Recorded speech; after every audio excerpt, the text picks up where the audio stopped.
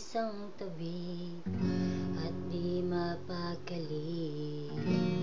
Ating nakaraan numuni-muni, di lubos maisip bakit nagkalayo.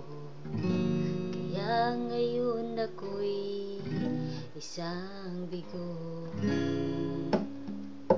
Nagkulang ba ako sa iyo? Kaya tayo ngayon'y nagkalayo.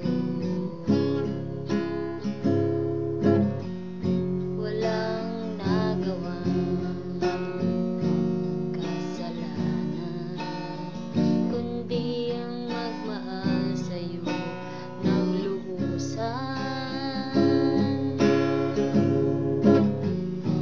Ako'y may natutunan sa aking karanasan, mali ang magmahal agad ng lubusan.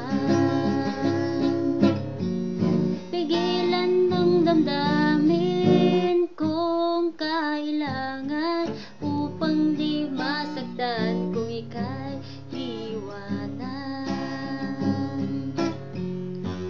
Kasalanan bang mahalin ka ng lubusan?